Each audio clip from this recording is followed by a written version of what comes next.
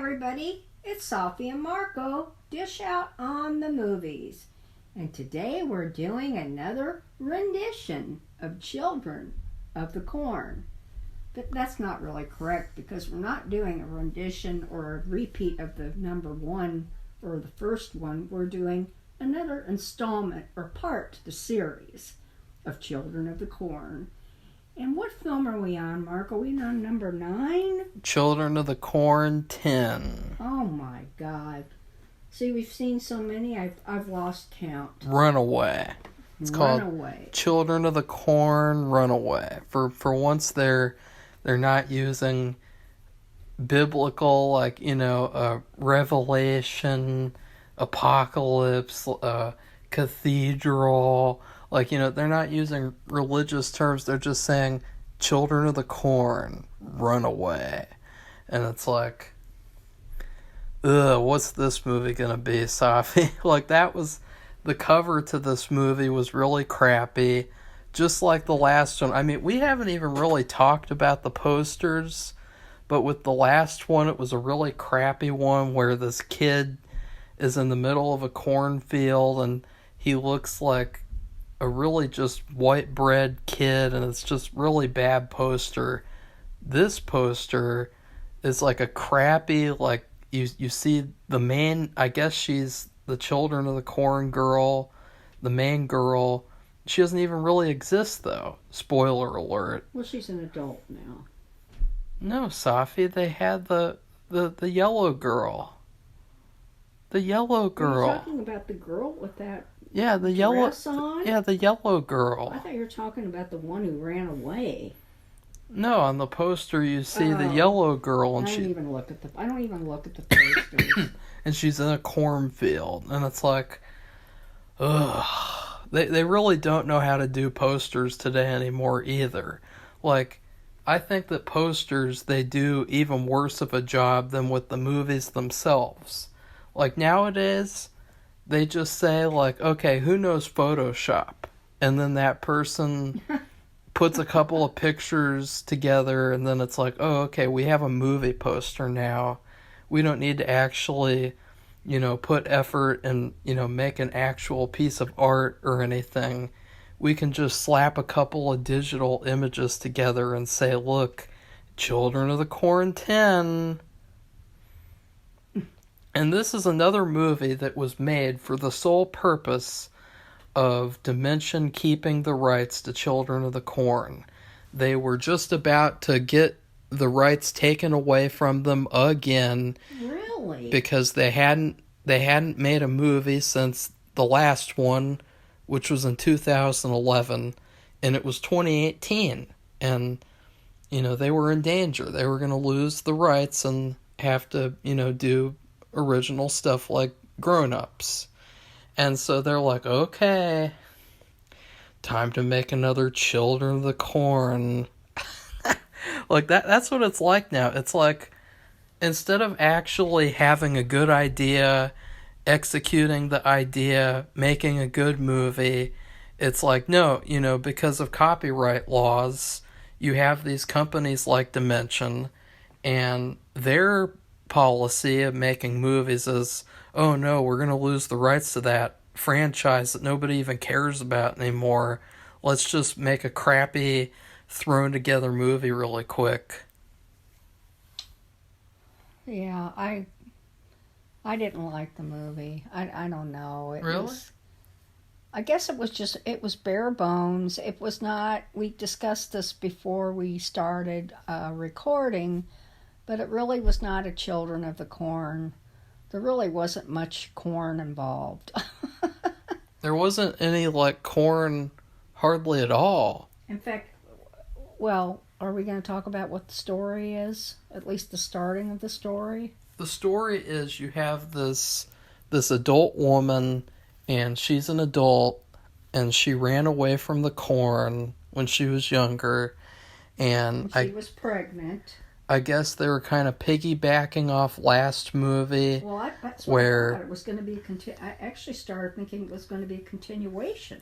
Maybe they were going to continue it, but the actress from the last movie was like, no, I don't want to do another Children of the Corn. I don't know. I really don't know, because that's what it felt like. It felt like they show the opening scene. You see this girl, she's pregnant, and they're like, give us the baby, or something, and then she gets away, and she's grown up. Well, they killed the father of the baby. Yeah. That's what she said. She said, he who lives, what is it, he who lives behind the rows? Or He who walks behind the rows of corn. Killed her. She didn't really say her husband. Which is exactly like the last movie. Yeah. Where that's why girls... I was thinking this was going to be a continuation. And I thought that would be perfectly appropriate. Yeah, because the last movie ended so terribly. I mean, it ended like, ugh. In fact, it's just too bad that they didn't do that, because I think it would have been interesting. Yeah. That they actually did a continuation of what happened before to see what they would do with it. I guess it's just easier to wipe the slate clean every time and, pretend like your Halloween kills and Halloween ends. And that's what this movie reminded me of, Safi. Didn't it remind you of Halloween Ends? The Halloween movie we watched last year. No, it kind of reminded me of the second Terminator.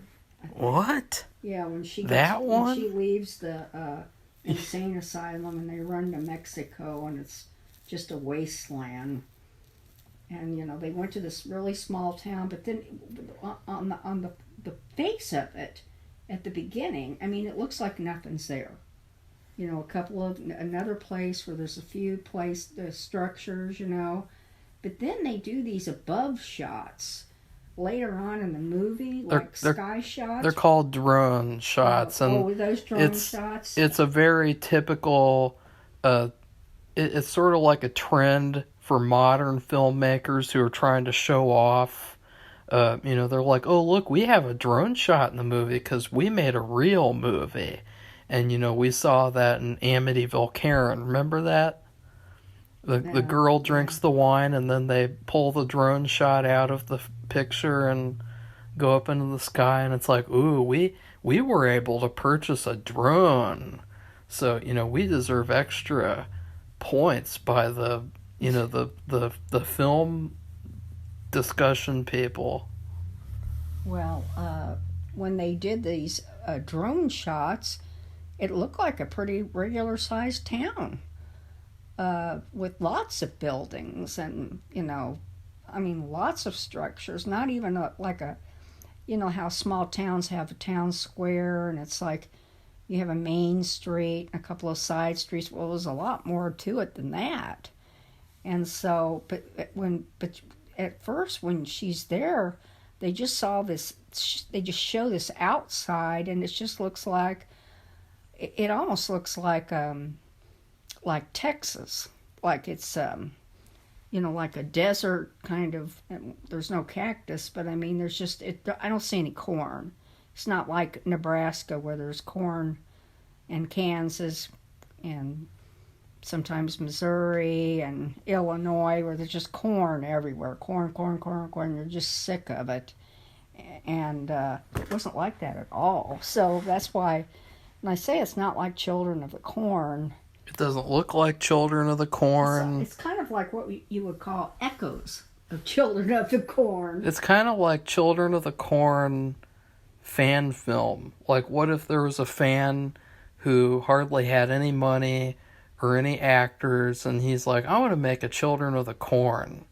And then he made this movie, because there's really not many kids in the movie who are like Children of the Corn. There's pretty much just one. And it's this girl who's in a yellow dress, and she has short blonde hair, and she's really not scary at all. I mean, I don't understand, like, did they think she was scary? I don't know, but she's everywhere. And one bad thing is the woman's, she takes the baby with her, because we've already said this now. She was pregnant, and she burned the corn. In fact, she burned the cornfield down behind her. Oh, yeah. And, she was saying, good riddance, goodbye. And she actually, when she escaped and she was driving along, she actually gave birth.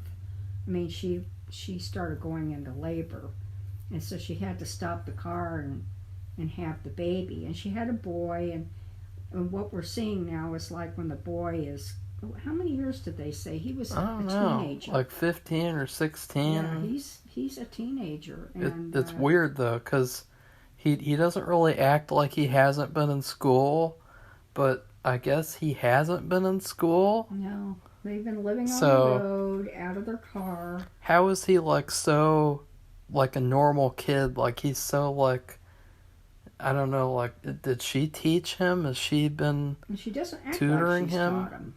That's the thing. No. They don't say anything about, okay, now we have to go over our work now today.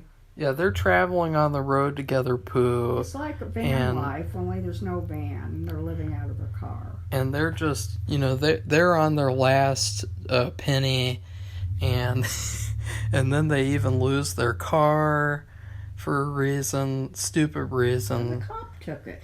Yeah, like, because what? She was swerving on the road or something, like something stupid like that, and so then I guess she lost it, and I didn't get that at all. That wasn't really explained very well at all. No, and then they end up in this little town, and she's got to find work, and she's got to find a place to live. She's got to find food for her corn child, and the movie really, see what I mean? Like, does that sound like Children of the Corn? Like, does that sound like a plot to a, Children of the Corn 10? No. It's more so, it reminded me a lot of Midnight Cowboy. Of like, gritty realism of just like this kind of indie, like, thing where it's like, oh, look, we have to eat at the diner today. Like, we can't like make any food, and we gotta ask people for favors and all this stuff. Like, it just felt like this is not Children of the Corn. This is a weird indie drama thing, and it's fine though. Like, it wasn't horrible. It wasn't the worst thing in the world, because the main actors were pretty good. I mean, the main woman, she was pretty good compared to all the rest of the characters from the series. And, I felt like she's been in other things before, but apparently she hasn't. And then the kid, he's pretty good too. So they have all the makings of a good movie, but you can tell that they just had to throw this together. They're like, oh, look, we what we can do, we can put these two characters in a little town. We can have all these characters who get killed randomly, and they're all these unlikable characters who do bad things to the main character. Like, there's this one guy, he's a jackass, he's a farmer, and that, Children of the Corn, farmers, farming. And he's sitting in the diner, and he gets mad at the main character. So, then he has to get killed. And he gets killed. And you see, that's the movie. It's very simple. They sucked all the color out of the movie. It was dark a lot of the time. I couldn't see what was going on. I had to put my hand over the phone, try to shade it out to see if I could see what was going on. And yeah, it was really hard. I don't like that. There wasn't much going on, but I mean, it was it's really almost like they're trying to flat. hide what was going on because there wasn't anything going on. They didn't want you to know that. It was really visually flat, like the colors and everything. Like, the blood didn't even look red; it looked kind of brown. It looked like oil. Yeah. On the ground, it wasn't red. It looked like oil. There were some moments where it kind of looked red because the sunlight got on it, but it really just looked like chocolate syrup. Like, it looked like oh, we got some Hershey's syrup and we just squirtled it on people. Squirtle. And then, oh, look, they died. Whoa. And it's not bad though. Like, the thing is that this movie, it's so much better than other ones in the series. Like, because it's simple, and it feels like a movie that, if it wasn't Children of the Corn, you could give this movie like a C plus and say, oh, good job for that crappy movie. Do better next time. Well, they could have made it like it could be like a horror movie where that girl is like a Damien or something, out the rural Damien. That's what they were trying to do. Like, they're trying to. This girl in a yellow dress, she keeps on popping up everywhere. She just wears a yellow dress during the whole movie. And then they kind of have these red herrings where the main character, she has little PTSD flashbacks and she'll snap and do something. Or there's this one part where her son made a corn doll and she's like, where did you learn to do that? Who taught you to do that? Did the little girl teach you to do that? And he's like, no, you did. And it's like, ooh, see, that's a hint that she could be a bad corn girl. That's what they're doing. But she said she did something really bad. She said she did something really bad 10 years before. She admits that near the end. And she doesn't want anything to happen to her son. Well, that's going ahead, but she did say that, admit to that. So she did do something really bad, whatever that is. Unless she's talking about burning the cornfield and people were in there when the fire started. Yeah, she burnt a lot of corn, prevented a lot of... You heard screams. Prevented a lot of people from having complete meatloaf dinners. And this movie's really repetitive. I mean... Well, she's trying to do, she's trying to get something normal going on in her life. She got a job as a mechanic because they've lived out of their car for years. Well, that's their only object of, ownership. And so she feels like she knows how to work on a car. And she is good, and she does get the job. And then her son wants to go to school. And she tries to get him enrolled in school, and they wouldn't let her. I felt like that was... I didn't like that at all. I thought that was odd. It was stupid, and the thing was that, to me, it was a huge waste, because they had this woman as head of the school, and she was ultra religious, and she was ultra, evil, and she had these sunglasses, and she always wore black. And I felt like it was a big missed opportunity to not have, some movie take place at the school where he has to be under her strict ruling. And then my favorite part of the movie was a twist. They had this really good twist in the movie that they completely dropped, and they just turned into something else, where we see the yellow dress girl, and she goes into the house of the principal. And it's like, oh, she lives there? She's the daughter of that, ultra religious woman? Yeah, that's what I was thinking, too. That would have been so cool and such a good twist that, even though this principal is, supposedly this, really ultra good person, she has this daughter who's, pure evil, and she was possessed, and... that could have been a really cool story, but see, they can't do that in these movies. They can't do whatever's cool. They have to just do whatever's the most typical, normal thing. Oh, there's a person, people get killed around them. Maybe the person did it. Maybe the main person did it. Oh no. How many times have you seen that over and over and over again in a horror movie? Yeah. It's really ridiculous. It's also a lot like Psycho 2. That's a movie that did this plot way better. Where, people start dying around him and they're like, oh, maybe he did it. Maybe she did it. And that movie was a masterpiece. This movie is like the indie drama version of that. But I didn't hate the movie, though. It was not bad. It started off on a really rocky start, but it was passable. And I thought that there were a lot of highlights. The kills were a lot better. They didn't look fake. The movie didn't just take place in one house with 4 people like the last one. And there wasn't any cringeworthy ending with manipulating cars and toy cars and things. So I felt like there was a lot to like about this movie, even though it was pretty bad. I mean, you have to kind of find the good in these movies when you've gotten to the 10th Children of the Corn. You can't just be like, oh, that's bad, that's bad, that's bad. Because it's like, yeah, people know. Like, it's Children of the Corn Part 10. Like, they're not making Citizen Kane. They're making Citizen Corn. No, Citizen's Children of the Corn. Citizen Corn's child.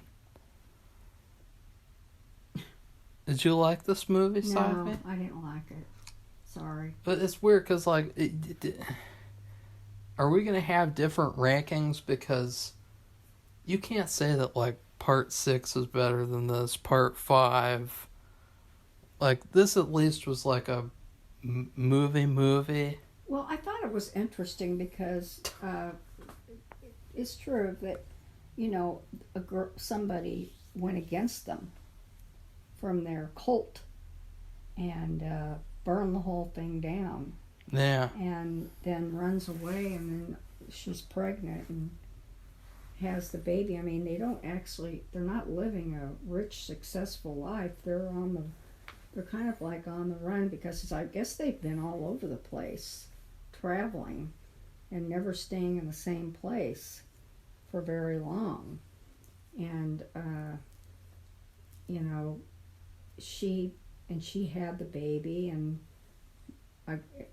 we said the education of the baby was the child was inexplicable. Yeah, like they don't give anything to that backstory. Like the only backstory we get is at a certain point they show this really funny flashback where the kid is sick.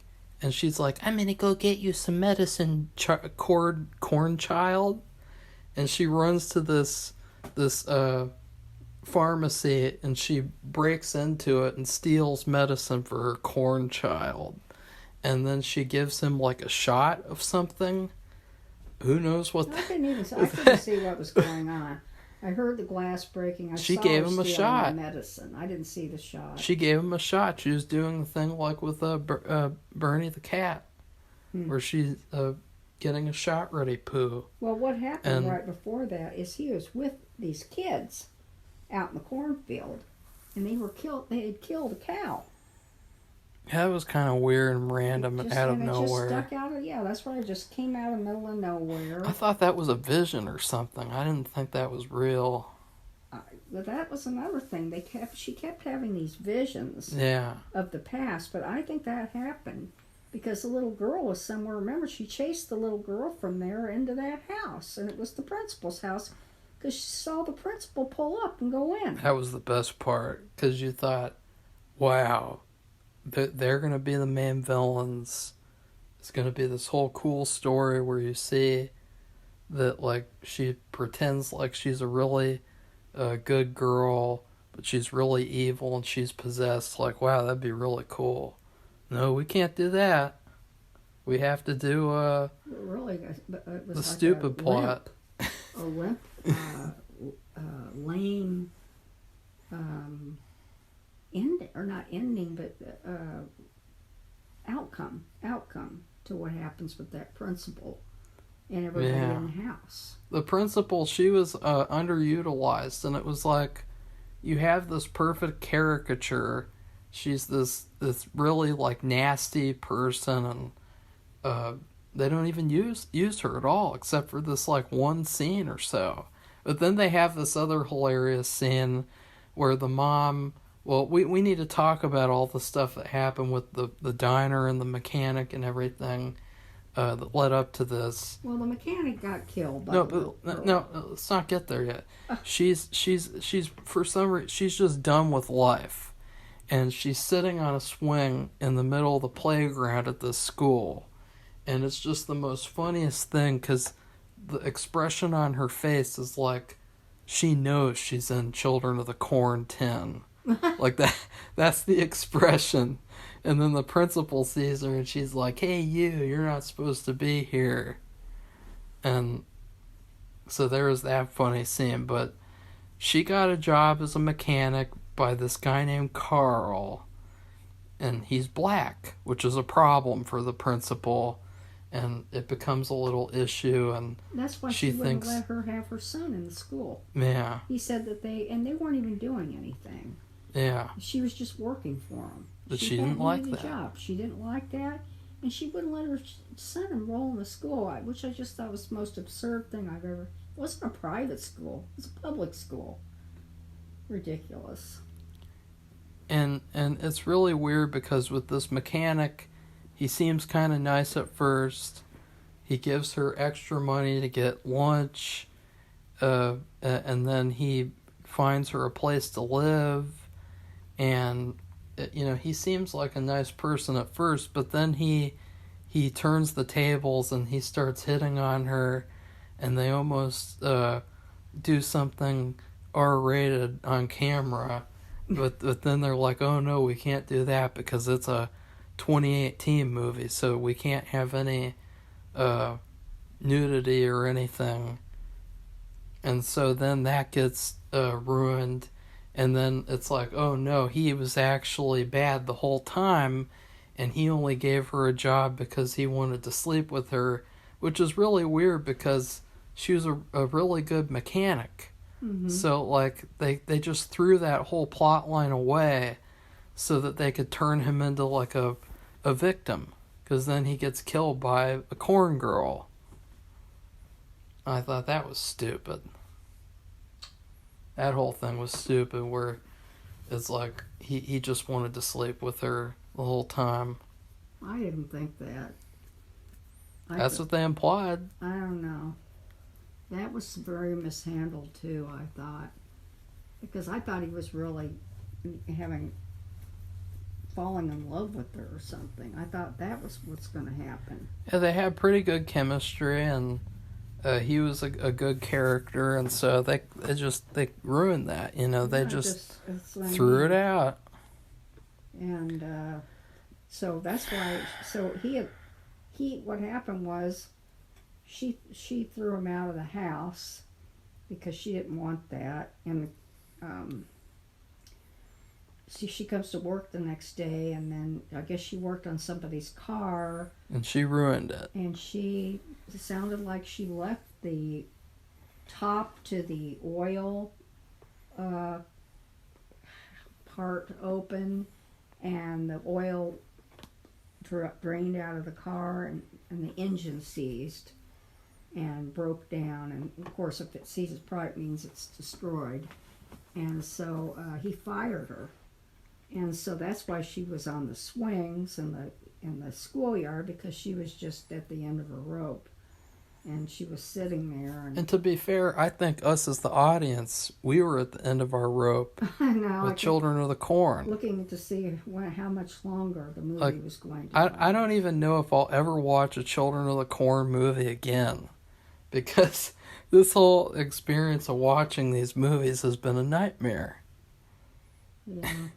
It might be like the worst series that we've reviewed so far. Like, we've done Halloween, we did a Texas Chainsaw, we didn't do the Scream series really, but we have seen them all, and Chucky?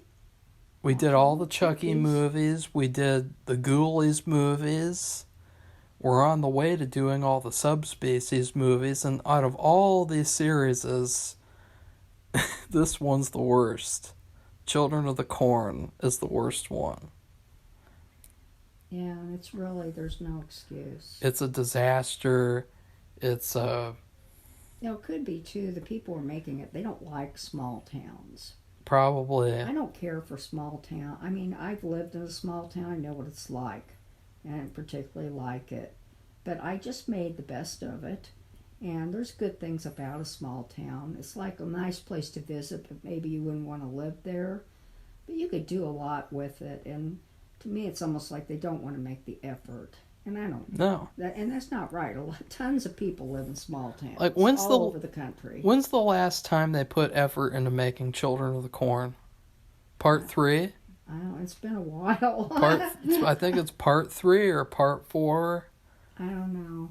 And I know, really, it isn't really about the town. It's about the rural area outside of the town, and then the town gets involved, and usually that's when everybody gets murdered. And it's not even supposed to be about any town. It's supposed to be about people. A cult of children who kill adults. Like, but I guess, see, the kids are out in the cornfield and the adults are in the town. I don't know. That doesn't make sense either, because the farmers are adults. They're not children. So, that's what I mean. It's just the whole thing is messed up. The series is just so messed up. Gone. It's like they could still come back though. Like, I really think sure they could. If you made an American Horror Story style series, it would be all about Children of the Corn, and you could even have it be the plot of part 6, where Isaac wakes up from a coma. And then he did that. Well, they could do it again. They could do it good this time. Like, I don't know. Like, they could do something, and they could do a really good series. No, it could be Isaac visits from the grave. No. Rises from the grave. Isaac's resurrection.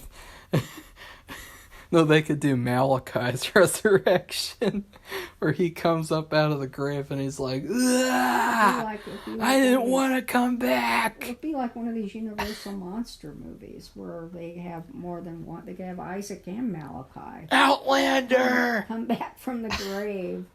I don't know. It just, they could do something. And if they made a good series, they could permanently close out this series. And just say goodbye. Yeah. But no, they're just gonna keep on making crappy movies. Bad movies. Make another movie. Oh, we're gonna lose the rights because we're a trash film company. We better throw together a movie like we're fucking slackers at a middle school who do homework at the last minute. Like, God, what an embarrassment! Like, this movie, even though it's not bad, it's really bad just how movies nowadays, there's too many of them, and this is a prime example of a movie that never should have existed. I mean, there was no idea here that they explored and it was a good idea. They just did this to keep the rights. Like I say, you could watch better YouTube movies about people living on the road. You could watch better fan films. You could watch better anything. You have whole families out on the road. They're living out of a rehabbed school bus. I mean, really, you would not believe what's out there, what they've done. Really good, renovations, and they have, like, to be a whole family, and they homeschool. Children of the bus. On the bus. But they go all over the country, and they incorporate all their, like, they go on trips into their learning, and but that's what I'm saying. We have no idea how he's educated. I mean, is he running around? He can't read and write? Well, he can talk perfectly. Like, he acts like just a normal teenager. Yeah, he does. Even though he hasn't, I guess he hasn't had an education or anything. And that makes no sense. But I guess it does in the way that those Children of the Corn, they weren't educated. Yeah, they were. Well, they were. They were educated while their parents were alive. But after that, they didn't have any education. Well, which specific kid are you talking about? I'm just in general. I'm thinking about all the movies with the kids running around. They're not, unless they remembered what they learned in first grade. You think about part 1. That story I think that story took place months or maybe a year after the first one. So the kids were still kind of like their normal selves. Or part two, that took place a little bit after the first one. They're like their normal selves. And once they kill all the adults, they have to sustain themselves. They were sustaining themselves, but they weren't doing any. At least what they show is they're not having school. From Stephen King's short story, which we should really just do a video talking about that, I guess. It's only 17 pages, but at least from that story, it seems like the whole point is that these kids do sacrifices to please the corn gods. So, they're getting all their food from corn. Which that wouldn't be healthy. No, that'd be a lot of time on the corn toilet. Yeah, so just talking about it more, it's awful. Well, the thing is that this movie's not that bad. It's not terrible. No, it just wasn't a Children of the Corn movie. It was kind of like a horror movie. Although, really, that's not corrected because horror is this little girl and where does she come from? What is she doing? What is she... if you're thinking about it in terms of not Children of the Corn, is she just some children of the... Do these Children of the Corn kids, do they just stray off into all the towns all over the world? I guess. And they're like an infection or a disease like COVID or something, and they take over and everybody, they start... Because in the end, they show the mother gets killed and the kid... Oh, we haven't gotten to that yet. Well, let's get to it because it's not that long of a movie. Well, it's just, you have to kind of discuss things and... There's nothing left to discuss except... Yeah, there is. They have this whole subplot involving a diner, and they have this waitress. She's kind of kooky and weird, and she constantly does shitty things to her customers. Yeah, she that doesn't... was really weird, like a little gremlin, like like somebody likes to play pranks. Yeah, and she pranks her customers constantly. It isn't a funny prank. No, it's a bad prank. Mean prank. She's like, hey, fatty, you're not getting your bacon today. You're only getting your eggs. I'm not giving you your bacon. Sit down, fatty. And then she's like, that guy thinks his he thinks his soup is cold. And so she takes the spoon out of the soup and she burns the spoon over the flame on the stove. And then she puts the spoon in and the guy burns his mouth really badly. And then she laughs and it's like, this is supposed to be cutesy and funny. And it's like, no, this is shitty and weird. And it's like, if this was a normal place, a normal city, town, that bitch should be fired. And they don't show her having any boss. Yeah, I guess there's nobody else in the restaurant. She's the only one. She's everything. She waits on everybody. She takes the orders. I guess she was cooking the food because at the beginning, when the kid and the mother are in there having something to eat, the kid says, your toast is burning, and she runs to the toast. Yeah, it doesn't... she's the one cooking it. It doesn't seem like she cares very much in general about what's going on her own diner. Or I guess it's her diner? I don't know. What ends up happening is that there's all these murders that are happening, and it's like this Children of the Corn girl has followed her or something, and the Children of the Corn are framing her for all these murders. And so the main woman asks the waitress to take her son somewhere safe. And then the waitress also gives off pedo vibes too, because she's constantly flirting with the teenager. Yeah, that's what I was thinking too. And I thought, oh, is she just going to be a victim who is like, oh, she's a pedo, so she's bad, and then she gets killed? No, she's like the main villain of the movie. And it turns out she is the one who's going around killing people to frame the main girl. And she's another Children of the Corn grown up. Yeah. And what's really weird, though, is that the main girl, she knows that she's being framed, but she's going around touching all the dead bodies. Like, she goes to the mechanic, she's like, ooh, ooh, ooh, he's dead, ooh, ooh, oh no. And she's like putting her fingers all over him, rubbing the blood around. Like, it's like, people would think you kill them because you're doing that. Like, no normal person, if they found out they're being framed, they'd start like rubbing dead bodies and tickling them and going like, boop, boop, boop, are you dead? Boop. That's what she did. Yeah, that's what I say. It's a terrible movie. And then the waitress is like, yeah, it's over now. And she's like, no. And she tries to take her son away, or I guess have her son run away while she confronts this waitress. But then the ultimate twist happens and her son kills her mom. His mom. His mom. And then he becomes Isaac Jr., the new leader of the Children of the Corn. Yeah, they show him preaching in a church to kids. Yeah. And the waitress is also going to help him out, and she's kind of puppeteering him, and that's how the movie ends. And I thought it's really unfortunate because this movie had some ingredients they could have used to make a good Children of the Corn movie. And one of those ingredients was him.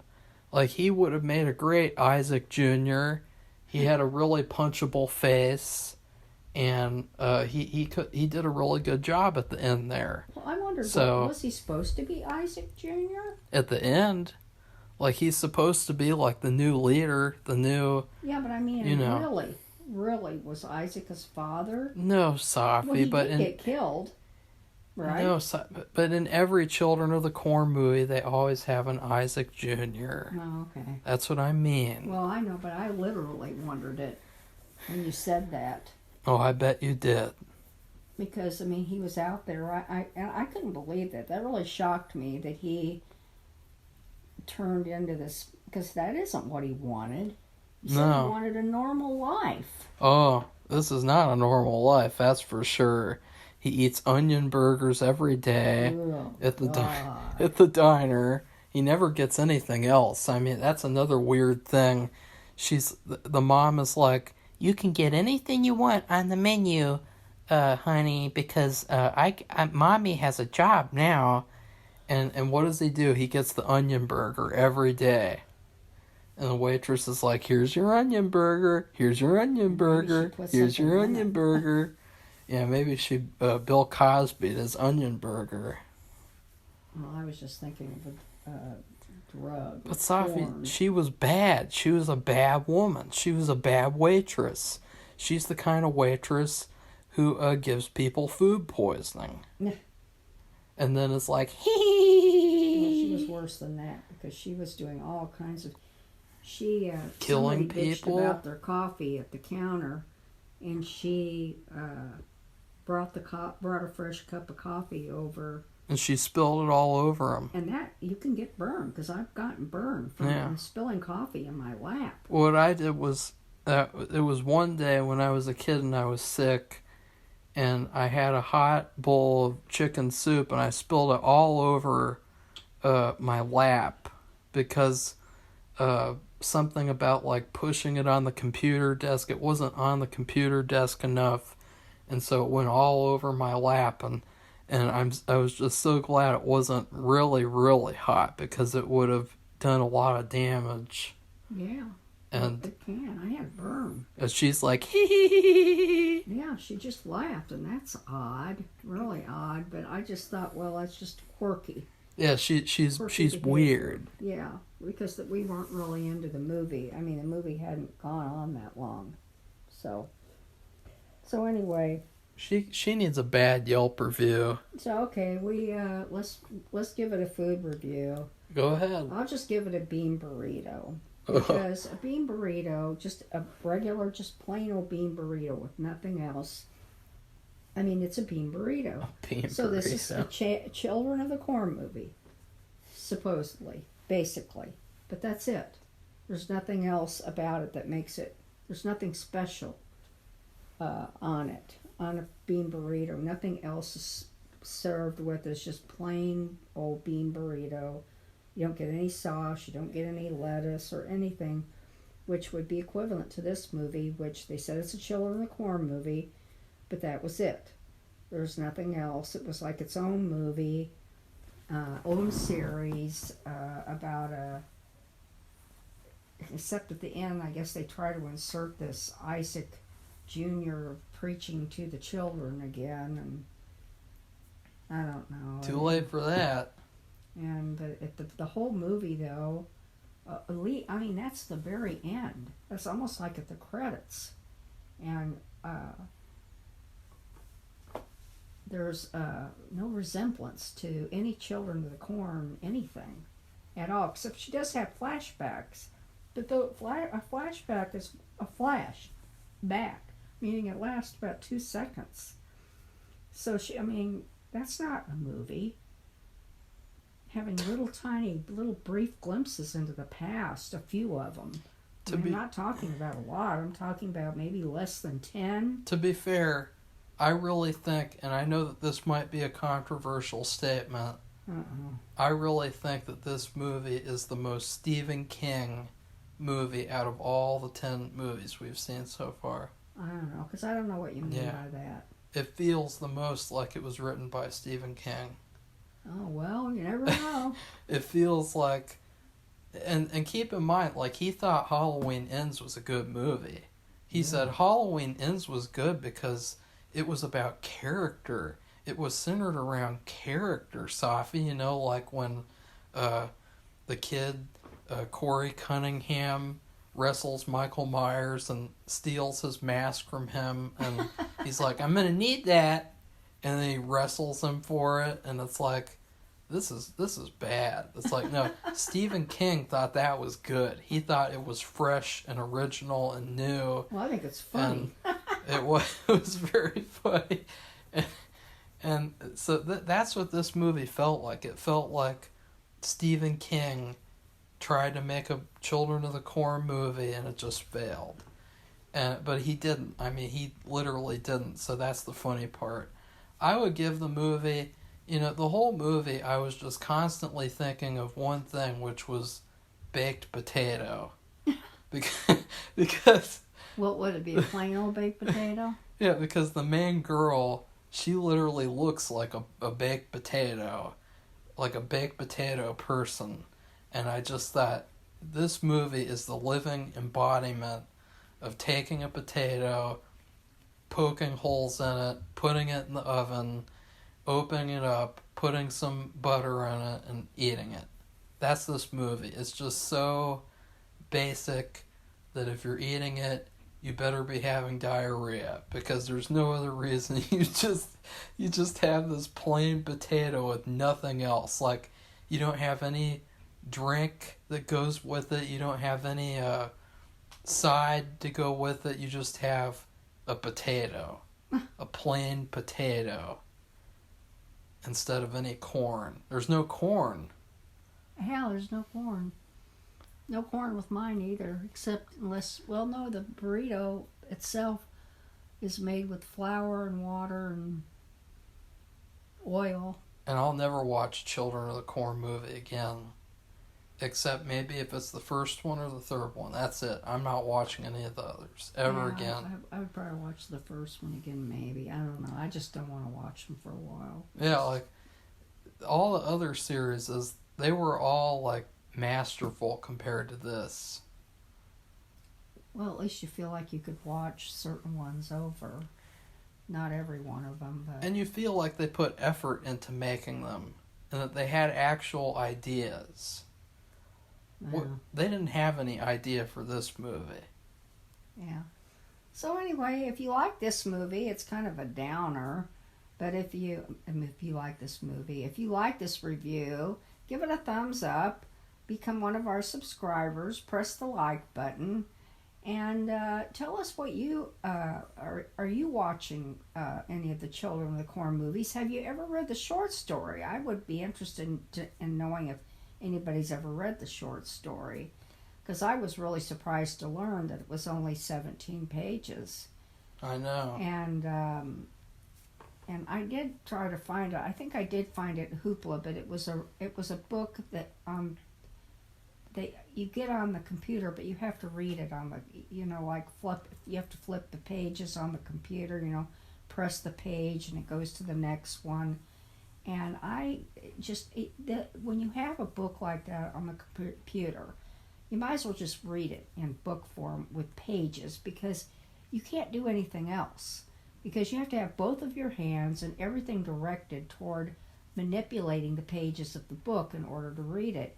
When you're listening to an audiobook, you can multitask, and that's why I listen to pretty much 99% audiobooks, because then I can do other things while I listen to the book. I can do the dishes. I can, do stuff with my store listing and writing things down, not listing, but the process of getting let's say I have a plushie and I have to write down what it is and write down what it's made of and how you clean it, etc., and how it's measured, like tall, the length and width, and etc.